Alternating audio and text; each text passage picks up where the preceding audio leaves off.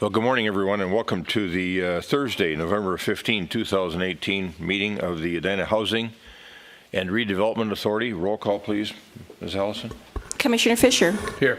Commissioner Staunton. Here. Chair Hovland. Here. Commissioner Brindle. Here. Commissioner Stewart. Here. We have a form of meeting agenda in front of us this morning. Manager Neal, anything you want to modify? Or anyone else? All right, I'll entertain a motion to approve the meeting agenda as shown. So moved. Second. A motion second to approve the meeting agenda. Discussion. All those in favor say aye. Aye. Opposed? Carried. And then community comment. Is there anyone in the audience who wishes to address the HRA on a matter of concern to them? Okay. Moving on to the consent agenda. Is there anyone on the HRA who wishes to remove an item from the consent agenda? Hearing nothing, is there a motion to adopt the consent agenda as shown? So moved. Got a motion and a second to adopt the consent agenda as shown. Any further discussion? All those in favor say aye. Aye. Aye. Opposed? Carried. And then we are on to reports and recommendations, and I think Manager Neuendorf has this matter, or these matters.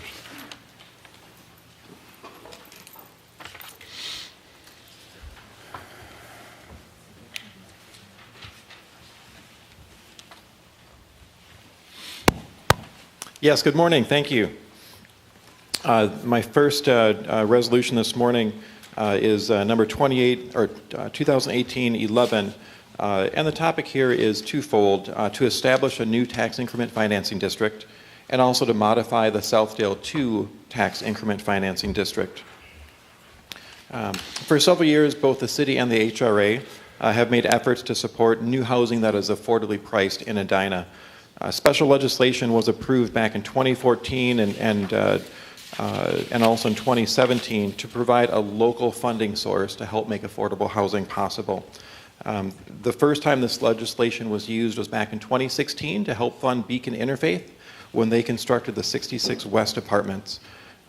This proposed resolution would enable the second application of the special TIF legislation to help support a project by Aon located at 4100 West 76th Street. And these resolutions follow up on pledges and considerations that were made earlier this year, back in May when the city first started working with Aon on this.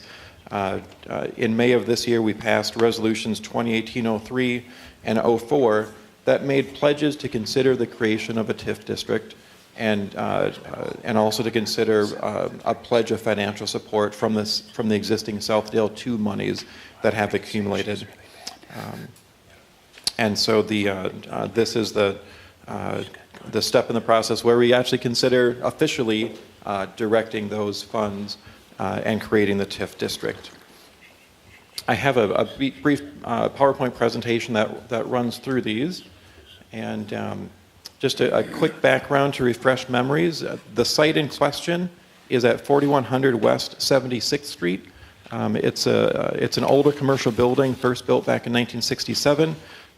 For several years, it led a Hollywood lifestyle when Flight Time Studios had their recording space there. And for about 16 years, this site hosted musicians from around the world. That business moved to Los Angeles back in 2004, and a recording studio had occupied that property until just about 2 years ago. When that school left, the owner listed the building for sale, and it remained unsold for almost 2 years. Aon recognized that it was available, recognized that it could be a great location for affordably priced housing, and in fact, they just closed on the property about 2 weeks ago. This slide calls out some of the key statements that were contained back in that community vision, the Vision Edina statement that is leading into our update of our comprehensive plan. And I just want to make note of one of the aspirational goals that we had on the right side of this sheet, and that's the goal to create affordable housing options, but not housing that's in a vacuum, housing that's close to transit, close to highway access, close to shopping, close to jobs. And this location hits every one of those objectives. Oftentimes we're asked, what is TIF? What is tax increment financing? And it's one of those tools that helps promote and spur economic development and finance. It's a tool that was first used in California back in the early 70s. It's currently used throughout the entire United States. And for about 40 years, Minnesota legislation has existed to regulate and address how TIF is used, when TIF is used. And as you might recall from some of our past conversations, the state law gets very clunky and specific, doing things in a certain way. So as we go through these steps, sometimes they're a little bit disjointed, but we need to follow that state law. Essentially, tax increment financing uses growth in the tax base to help fund both public investment and private infrastructure. The table or the graph on the right sheet, done in our Vikings colors, basically shows that in the initial years of that TIF district, the property taxes that are coming in continue to be distributed to all the taxing agencies, the city, the school, the county, etc. But when a TIF district is created for a finite period of time, in this case 20 years, the growth in property taxes remain within that district to help fund these public improvements, to help fund these public goals. So the original taxes continue to go to all the schools and the counties and the watershed districts and all those folks. And then when the district expires in 20 years, that total tax base then gets redistributed to everyone. This slide summarizes the general process mandated by state law in a very simplified fashion, but we're at the first step of this. So the first thing we do is create a district. Once a district is created, then we can go on and consider specific funding agreements with developers or for public improvements. So our visit today at the Housing and Redevelopment Authority is a couple steps along the process. Prior to this meeting, we reached out to the schools, both the Richfield School District and the Edina School District. We reached out to the county. Last night, we made a visit to our Planning Commission to get their input and to see if they have any questions about this proposal. Next week, our City Council will hold a public hearing, and that is really going to be the last step in this process. We want to give the public an opportunity to weigh in if they choose on this proposal. And then with the actual getting to step 2 with actually funding a TIF agreement with AON, that's several months down the road. We're expecting that to happen in early 2019.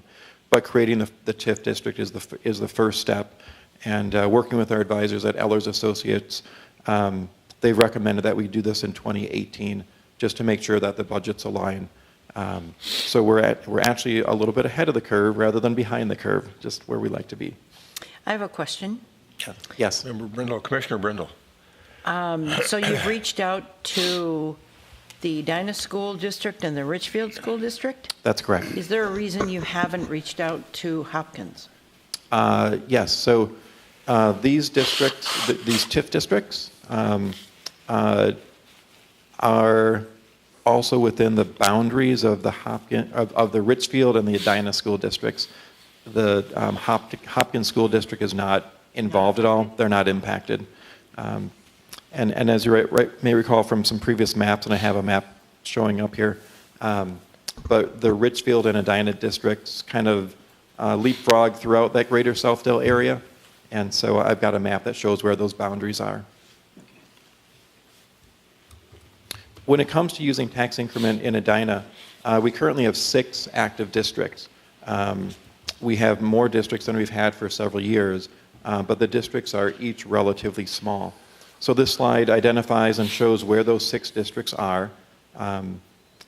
You'll notice that the boundaries shown in green identify the Southeast Edina project area, which is a broader district that, again, working through the state legislature, that shows the areas of activity where tax increment financing could even be considered. And those boundaries are purposefully drawn to make sure that we include those key commercial nodes, 50th in France, 70th in Cahill, the Business Park, Pentagon Park, et cetera. So we currently have 6 TIF districts, and Oftentimes we're asked how many projects we've funded with tax increment. And of the more than 50 major redevelopment projects that have happened in Edina in the last 6 years, we've only used tax increment on five of those projects. So the first one in recent years was Southdale Center back in 2012. We also helped fund the 66 West affordable apartments. We did a TIF funding for the Nolan Mains project at 50th to help build the center parking ramp and the north parking ramp. We just executed an agreement with Pentagon South to redevelop that vacant parcel with hotels, a large public plaza, and some public parking and a lot of infrastructure. And then we're in the midst of negotiating a final agreement for 4500 France Avenue. So those 5 projects do have active TIF agreements. But all the other projects, the other 47 projects, if I can do my math this morning, have been privately financed. That's typically how it's done in Edina. We asked Ellers to show us how Edina compares with our neighbors in the use of TIF.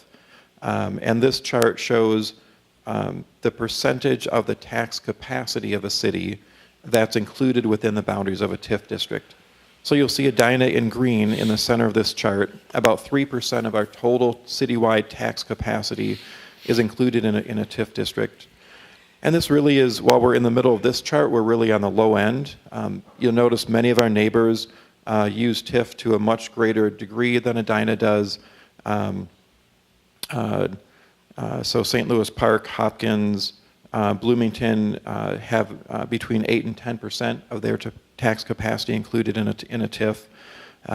Other cities on the other end, Maple Grove, Golden Valley, Champlin, Crystal, have less than 1% in a TIF district. But you'll also notice that the frequency that TIF gets used tends to increase when you have a lot of activity. So think about all that's happened in St. Louis Park and Bloomington and Edina in the last several years. So the action contained in this resolution is actually twofold. The first is to establish a new TIF district that would include the single parcel that Aon has purchased to build the affordable housing. It's a 2-acre site. We do recommend creating a housing TIF district using that special legislation that we had approved back in 2014. That TIF district carries a 20-year term.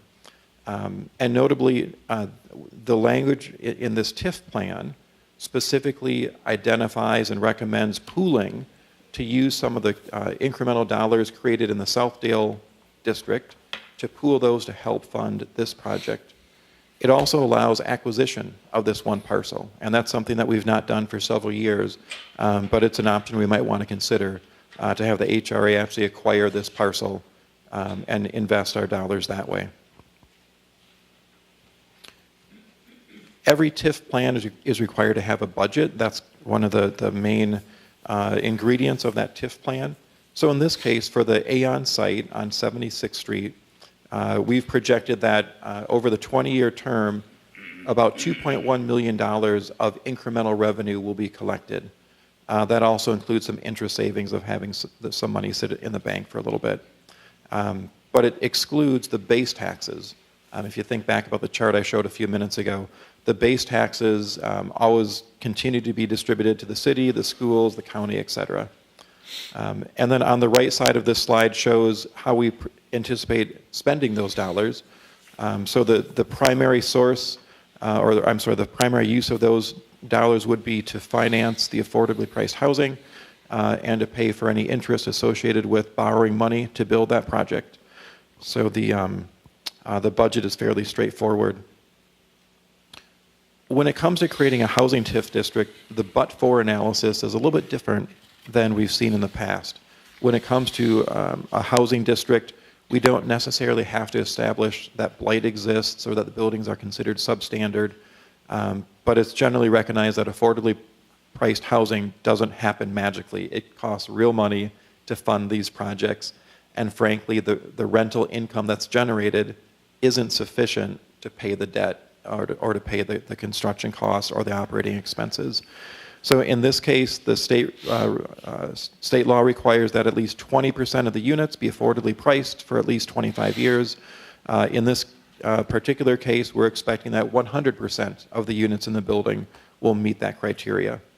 Aon has applied to several sources for funding, tax credits, grants, et cetera, and that process is still in play. That'll probably take another 6 to 12 months to get all that financing lined up.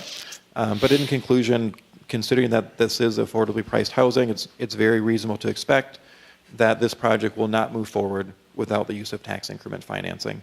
It's just one of those essential ingredients to make an affordable priced project happen. The other part of this resolution involves an amendment to the Southdale 2 district, and that's shown in the purple color here. This district was first created back in 2011. It expires in a few years, coming up in 2021. And this initial concept included a $5 million loan to Southdale Center to get that center turned around. At this point in time, in order to help finance the Aon project, we'll need to do an administrative modification to the TIF budget. But that does require, it's something that requires HRA and City Council input. Before I go into what that specific modification is, I just wanted to remind us why we even created Southdale 2.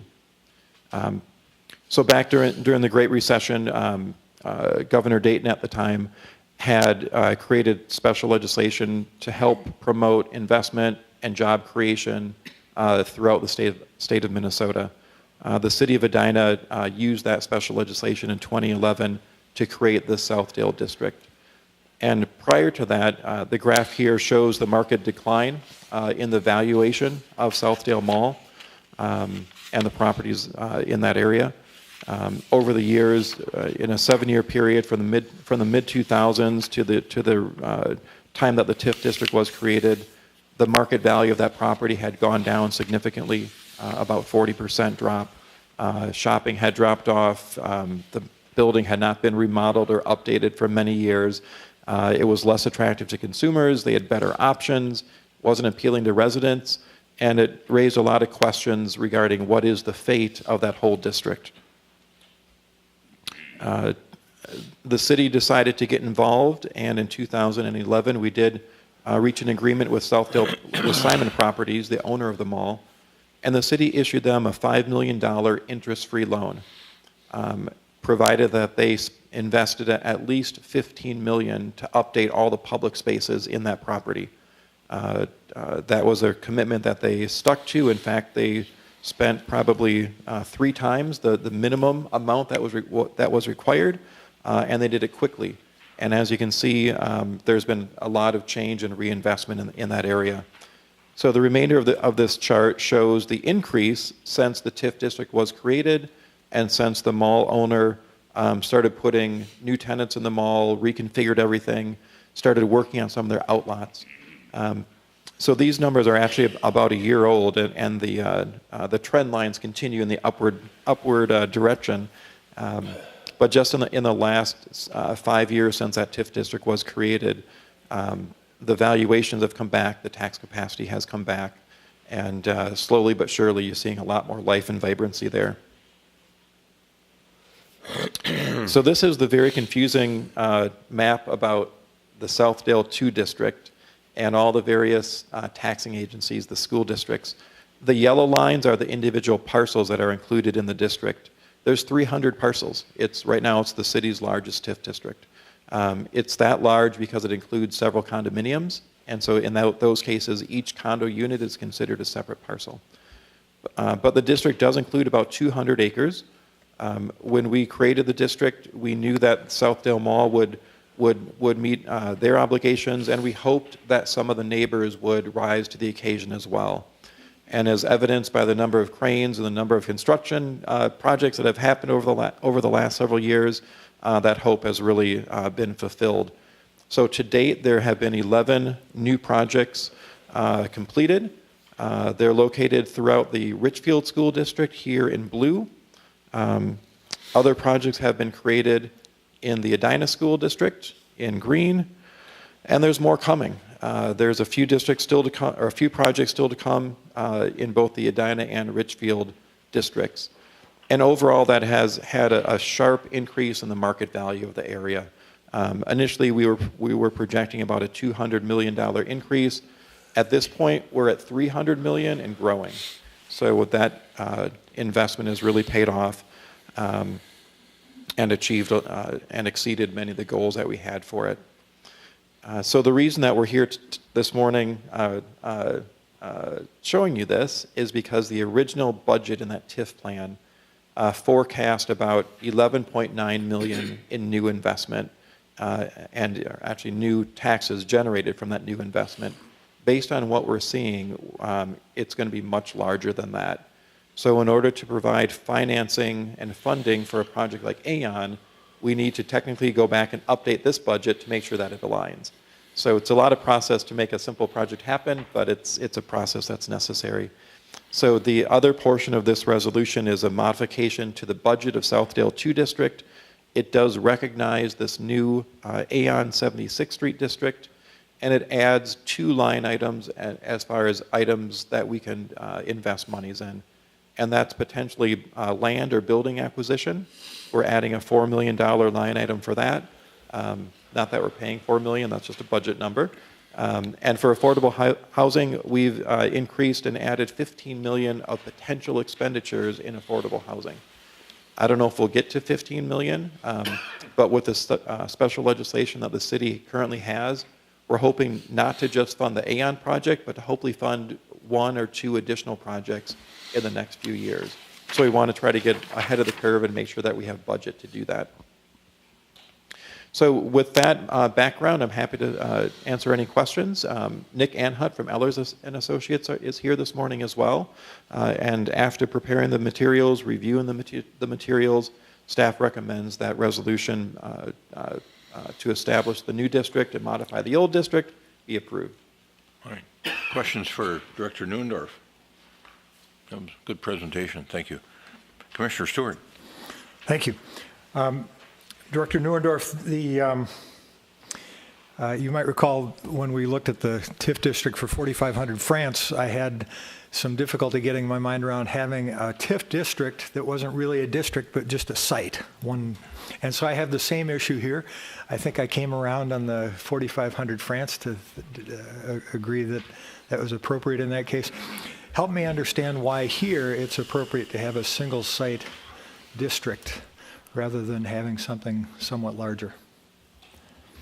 Certainly, Chair and Commissioner. So when tax increment gets applied, there's really no right-sized district or wrong-sized district. It's state law provides flexibility to cities so that this local municipality can determine what is the right project. In this case for Aon, we certainly could do a larger district. Some of those other properties in the area might change over time, but I'm hesitant to create a district that's too large unless I know with some degree of confidence that that redevelopment is going to occur promptly.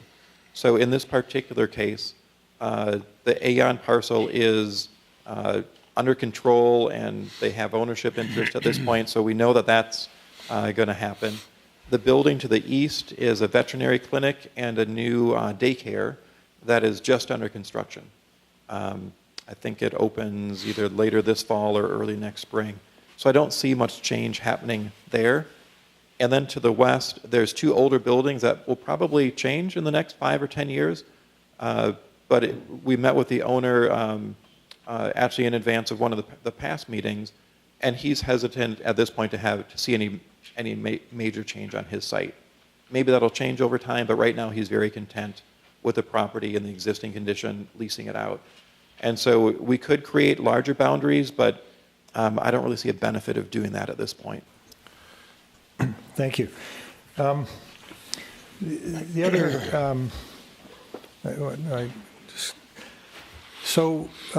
we know that Aon is the developer of this particular parcel. There are numerous developers of affordable housing, Dominium, Common Bond, Minnesota Housing Partnership. So it could be, are we singling out and favoring Aon over some of these others, or is this just because there is a specific thing going forward and sort of all comers would be potentially welcome for this kind of thing? Help me understand that particular dynamic. Sure, certainly. So you're exactly correct. There are a small number, but a number of developers in the Twin Cities region that have great expertise in delivering affordably priced housing. Aon and Common Bond are probably two of the largest and two of the most well-known. We've been working with Aon, perhaps courting each other for a couple years. A few years ago, they opened a project in Minneapolis called The Rose, and that was an award-winning, affordably priced project that was built on a very tough site that has just some amazing features. It appeals to small family singles. It appeals to families. It was done with a high degree of sustainability and environmental outlook. And when that started winning all the awards, I know that got a lot of folks' attention here. And we've been meeting with them as well as others for several years. In this particular case, staff is recommending that we work with Aon because they have site control. They've been willing to put their money at risk to find the site that makes sense, to negotiate a transaction with the owner. They are a mission-driven company. In fact, Aubrey Gould, one of their development managers, is here. I could have her come up if that's helpful. But at this point in time, the creation of this district, unless Aon sells it, eventually the transaction and the TIF agreement would be with them. The city is certainly willing and eager to work with other developers, but in this particular case, Aon has site control here, so they would be the party we'd most likely work with. Manager Neal. The only thing, the only thing I would add to that is that I think it's fair to say initially when we began, as Mr. Neuendorf said, to kind of court Aon and other affordable housing developers, there was a bit of skepticism, I think, in that part of the housing community that we were serious in Edina about affordable housing. So it has taken a while to get them interested in that we were serious in this. So an affirmative approval of this proposal would be a pretty strong signal to them that we really are serious about affordable housing here. Can I just jump in on that?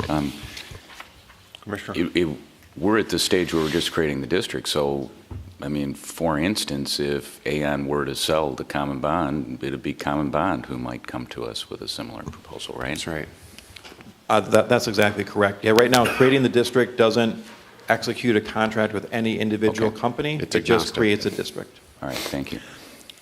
I'm sorry, I didn't know that. Yeah. Fisher. No, I don't know if Member Stewart was finished with his. Okay. Go ahead. I thought you had something to add on that. I was going to add on your previous one, but I'll get it later. Okay. Thank you. That's very helpful and I think is responsive to just the input that I wanted to make sure we had on the record. Finally, we sometimes hear from people about the duration when we talk about TIF.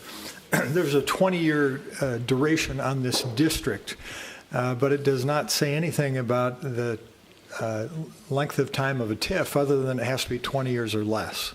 Isn't that right? So we're not locking ourselves into any repayment scheme or duration for a particular TIF usage, but we are creating a district is what we're doing, right?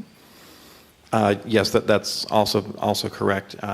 So this, if you think back about that process chart, the first step is to create the district, which essentially draws a very large box and establishes rules that you must follow. As we negotiate with Aon in the future, that box will get smaller as far as what the actual dollar amount is, what the actual repayment terms are, what the actual deliverable is. But at this point, when we create a district, we just follow the parameters in state law. So state law says 20 years is the maximum term. That's what we're recommending at this point. But as we actually get into the nuances of it, that might change a little bit, might get a little bit less. It can't get more. And the same with the budget. The budget might shrink, but it can't grow. And then my final point, somewhere in the materials, I forget where it was, we should get our own history right. It says that Southdale Center was developed in the 1960s. That's not correct. It was actually opened in 56 or 55, as I recall. So, I apologize for that error if that's in there. Good. Commissioner Fisher. So I just wanted to follow up, because I think it was a really fair question, why would you just do one parcel? And Bill, could you, I think what's unique about a housing district, this is, we're doing a TIF, a housing TIF versus like a redevelopment or renewal and renovation. And with a housing TIF, there's a very specific, you don't have to have the blight requirements, but you do have to have a certain percentage of affordability. So when you think about not just any development around this can actually apply to those standards. So I think with a housing district, it's much more common to really have a very specific parcel.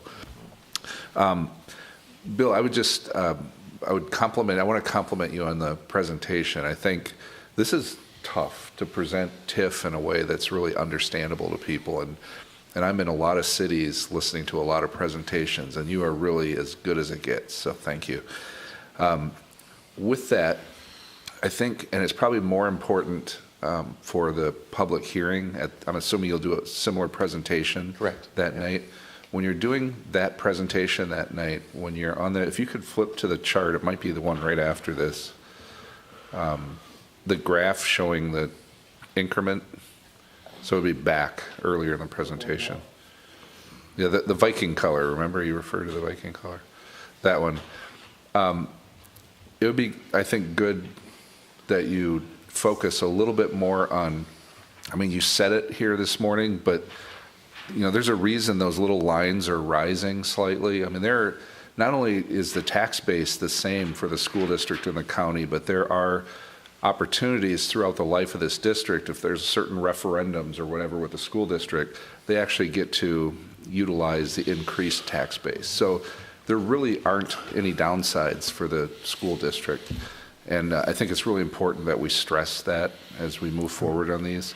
And then the next chart. And if I may interject on this, what it doesn't show on this chart is if it is indeed a catalyst for redevelopment of the areas surrounding the district, there is a nice increase for all taxing authorities. So. Well, absolutely. And what I really, really love about your presentation, and sometimes we forget to do this part of the presentation, is showing the results. One of the good things that happen when you invest, in this case TIF, in the Southdale area, it was exactly the reason we invested. We wanted the curve to go up, not down. And in most of these districts, it's a downward spiral on our property values in that area, right? Not necessarily in a housing district, but certainly in these redevelopment districts. There's a reason we're redeveloping them, because our tax base is falling. When you make this investment, you get it to go the other way. So at the end, we all win, especially the school district, the county, the city. So, but the next chart you had, no, I'm sorry, it's the one comparing Edina to the other cities. Was it? There it is. Can you explain the Hennepin County bar on the far right? Is that the average for the county? Is that the average? I think that shouldn't be the average. That should be the actual. So of all the, Hennepin County is a very large county.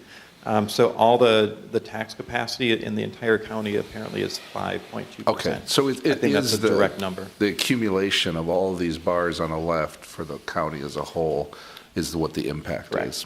Correct. All right, thank you. All right, good. Other question? Commissioner. Me? Okay.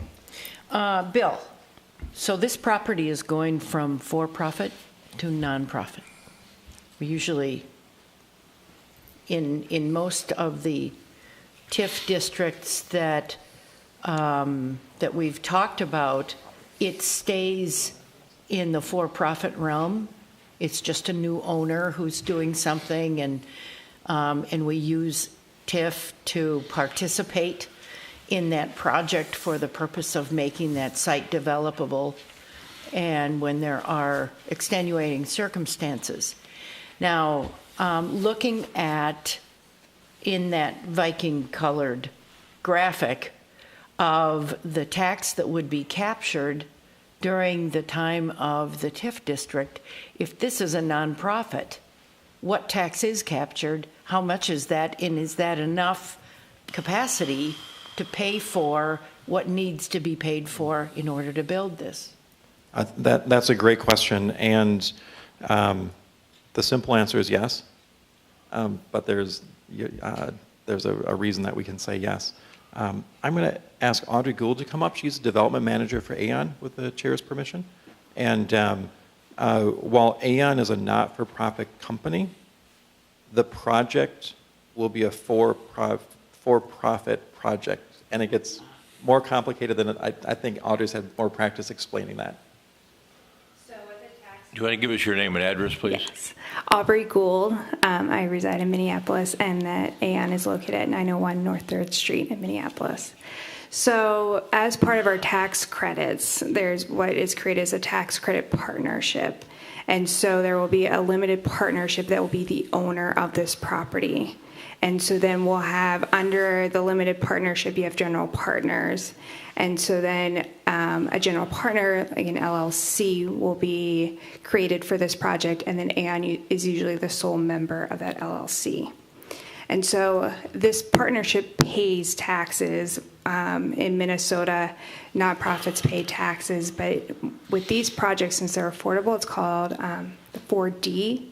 And so that means we pay a little bit less taxes, but we still pay the taxes. Thank you. Thanks. Is that it, Commissioner Brindle? Any other questions? All right. Commissioner Staunton? So with respect to the housing district, does it, one of the things we've talked about, if you can just flip to the map, the aerial. No, one more, the satellite aerial view. Yeah, there. So one of the things we are always talking about in these development notions is how they fit into the larger picture in terms of connections to other places and the broader planning that we're trying to do. And this, of course, fits in an interesting spot on the west side of France and east of Pentagon Park. And so we have talked in our planning efforts about some connections, whether that be bike trails or a western promenade or however we describe it. And I know when the sketch plan came in front of the city council on this, there was some discussion about site planning, et cetera, and how we might create a connection from north to south through this property as part of this. And so my question is whether the eligible expenses in this kind of TIF district include those kinds of connections, or if it's only housing. That is a great question, and I wonder if Nick Anhut might have a more precise answer for that, because you're right, during the sketch plan process, we did talk about a connection, and I'm not sure if this mouse works, but there's an existing private drive across the street that goes north-south, and the proposed site plan shows it's an offset continuation. And as you go north, it would connect with Gallagher. Eventually, the next one would. Right, and it's a little off-center with where we were kind of talking about the promenade, the west promenade further north, but certainly you could snake through this if that was that's just one possibility, and I just want to understand if it's part of what we can accomplish here with the TIF dollars. Thank you, Commissioners. Nick Anhut from Ellers and Associates Advisors to the HRA. In a nutshell, the design of the tool is to be able to facilitate an affordable housing development. So you do have some restrictions on what you can utilize the tax increment for, but it's a little bit more liberal than what the HRA is used to in these redevelopment projects. So you can utilize it for site acquisition, for site costs, site improvements, supporting infrastructure, as well as the actual affordable units themselves. So there is a lot of leeway within the budget to be able to best utilize the tool to fit the project need.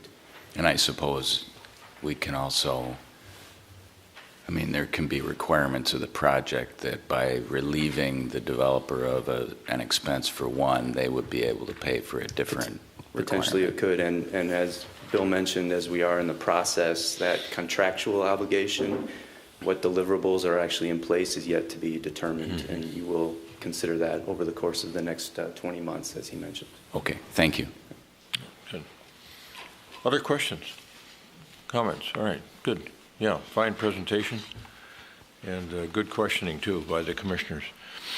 So we got a motion that's being requested by our Economic Development Manager, Bill Neuendorf, Resolution 2018-11, which would, if passed, adopt a modification to the redevelopment plan for the Southeast Edina redevelopment project area, would adopt a modification to the tax increment financing plan for the Southdale 2 tax increment financing district, establish the West 76th Street Tax Increment Financing District, and adopting a tax increment financing plan, all embodied within that resolution 2018-11. Is there a motion to adopt that resolution? So moved.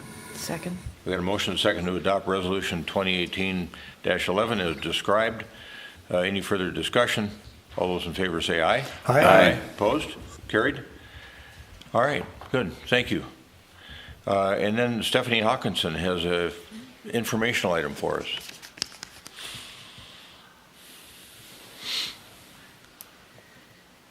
Good morning. I'm Stephanie Hawkinson, the Affordable Housing Development Manager, and Bill has not rubbed off on me in my 4 months, so I have no visual presentation. I hope to learn how to do that soon. The item before you is information only. It'll go before the City Council. So we're not seeking any action. What this is, it's a fair housing policy which will allow us to better serve constituents who have fair housing complaints. The city clearly adheres to all federal and state fair housing laws. We adhere to all human rights acts, but this is affirmatively furthering fair housing.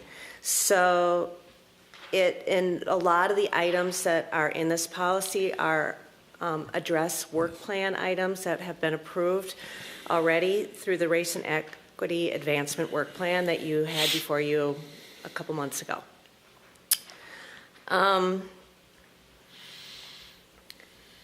There is an additional reason for approving this fair housing policy. The Metropolitan Council will soon be requiring that for cities to receive any Livable Communities Act's money, they have to have a policy in place. Met Council funds are critical for the financing affordable housing developments. We cannot accept those funds if we don't have this policy. The city's responsibility to protect residents' civil rights extend to all corners of the city. It's not just housing. This policy helps address that what happens if a constituent calls the city and is given incorrect advice about how to file a fair housing complaint. This helps establish protocol for that. What happens if the city passes an ordinance that has disparate impact of people of color?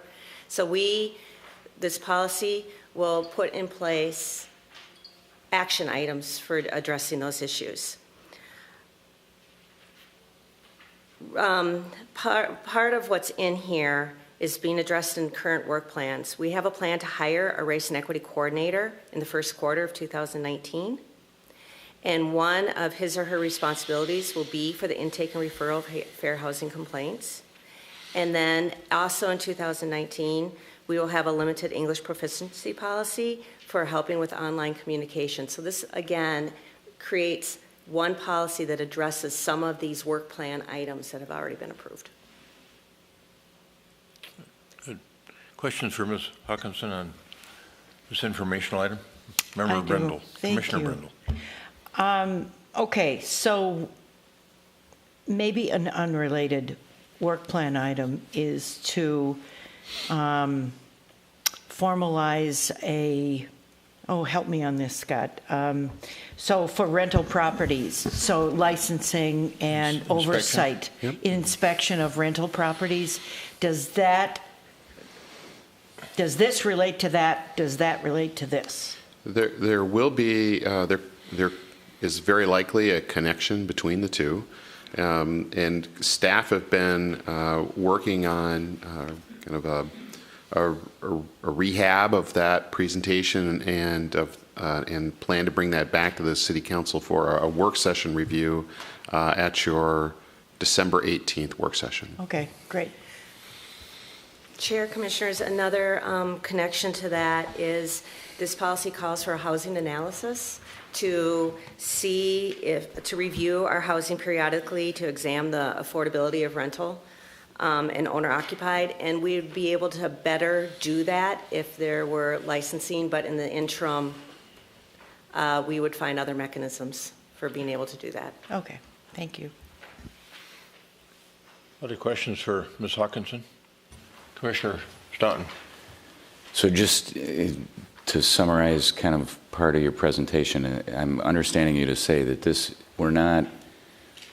if we were to adopt this policy, we wouldn't be adopting anything that we aren't already obligated to do, but we're kind of collecting it in one place and adding process and procedure and protocol so that we know how to intake things and handle them properly. Chair, Commissioners,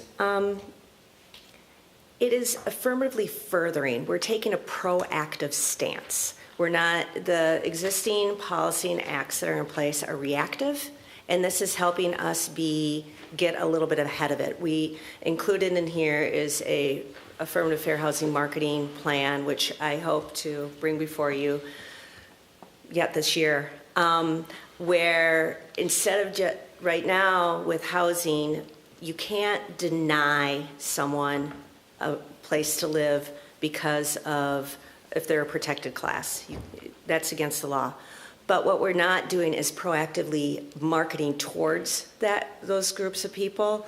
And so this is a active policy rather than just relying on responding. Okay, good. Thank you. That's very helpful. And will this be a policy that you'll bring back to the HRA or to the council or both?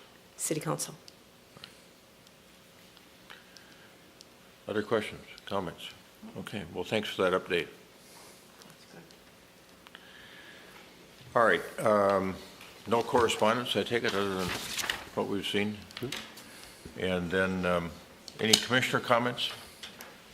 Commissioner Fisher? I just wanted to get on the radar of all of you. Some month or two ago, maybe 3 months ago, Hope Melton approached me and her group, and she was interested in doing some sort of panel with the development community to understand the challenges of creating affordable housing. And we brainstormed quite a bit, and I ended up talking with Stephanie and Scott, and we decided that the city should take this on and put together this, facilitate this panel discussion. And I'm getting really excited about it. We're still pulling together our developers. We got some good developers coming, and it's going to be, I just want to get on your calendars. We just solidified the time here today. The panel is going to be on Wednesday, December 5th at 7 p.m. And while we're still working out the details, we want to get out, obviously announce this as soon as we can. The idea is to do it in the chambers here and actually have the developers sitting up here. And in a way, I love the concept of saying, hey, developers, if you were making the rules for a day, how, if our goal is to create this affordable housing, what sorts of things might you suggest? And so that was the initial idea, was to understand from the developer side of things what those challenges are and how we can make it better. The other thing is we've gotten some projects that are under construction, and we're approaching that time when, we're going to have affordable units out there. And I think it's a good time to start having discussions about, now that we've got a policy that delivers affordable units, how are we actually delivering those units? How are people finding out about them? How are we, advertising? All of that, all of those kind of details. And so I think it's a timely kind of opportunity to talk about some of that. Okay, great. Commissioner Brindle.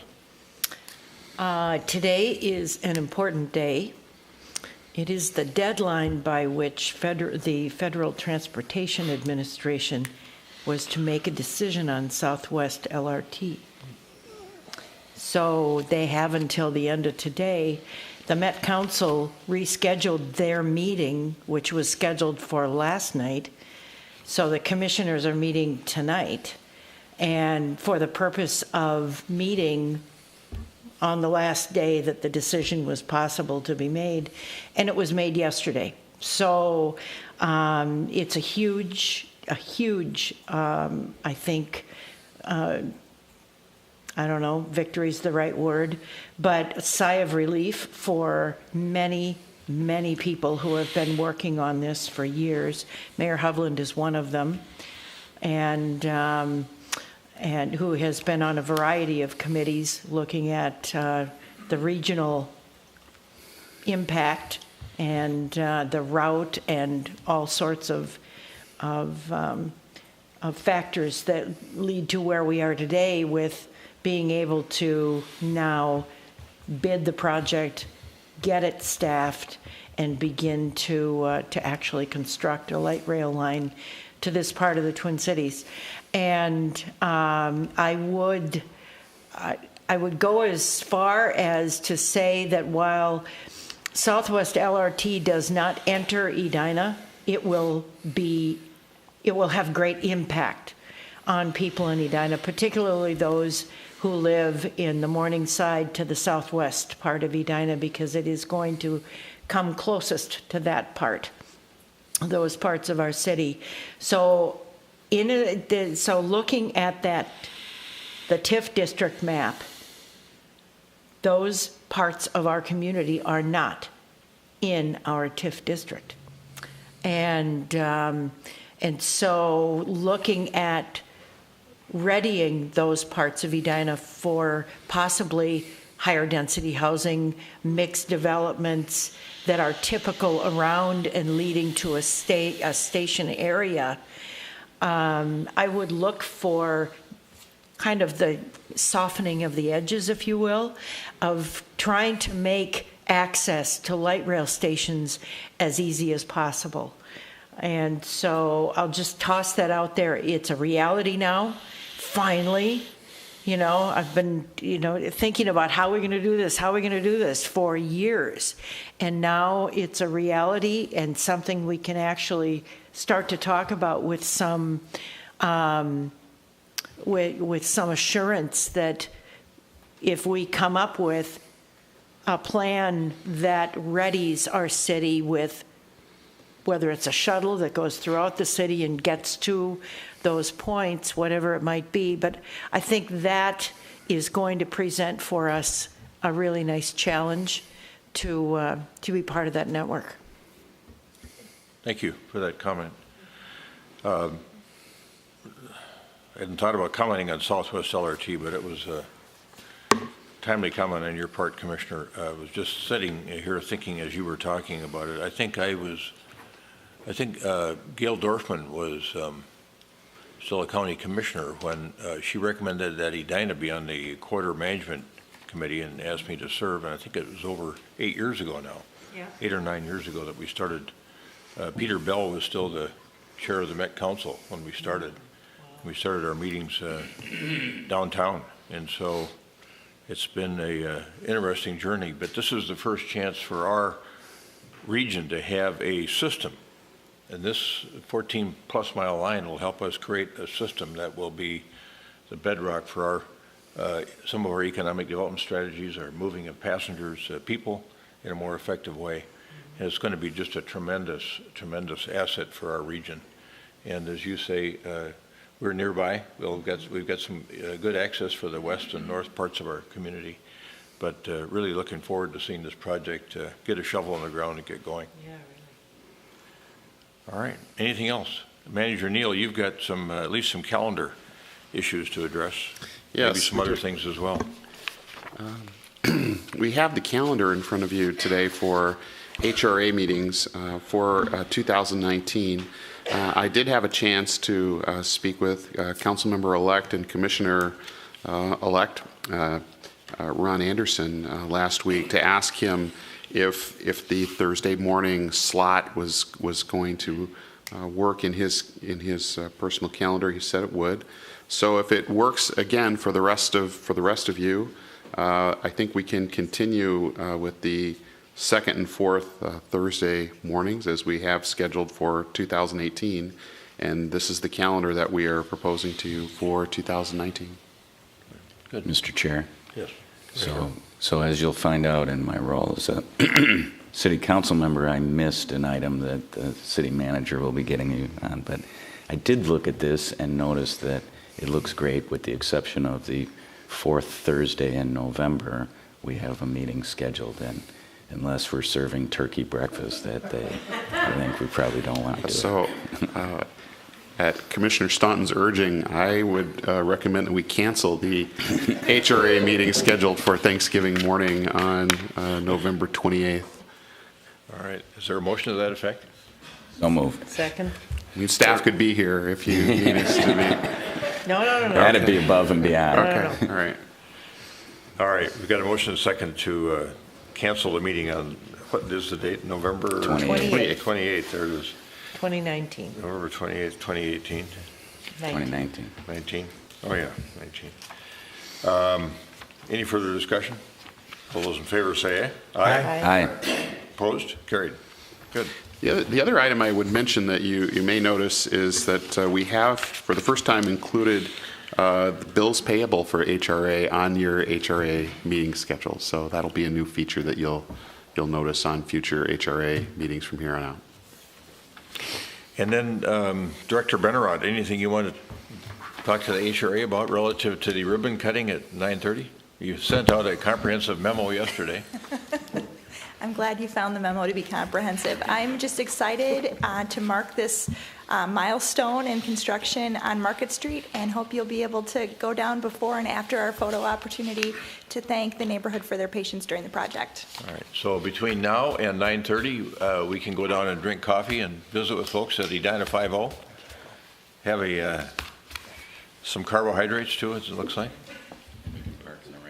We can park in the ramp, and then at 9:30, we should gather at the ramp at 9:30 for our ribbon cutting ceremony. Okay, very good. Anything else? That prompt anything? Very good. All right. We'll see you all in an hour, and HRA stands adjourned. Thank you.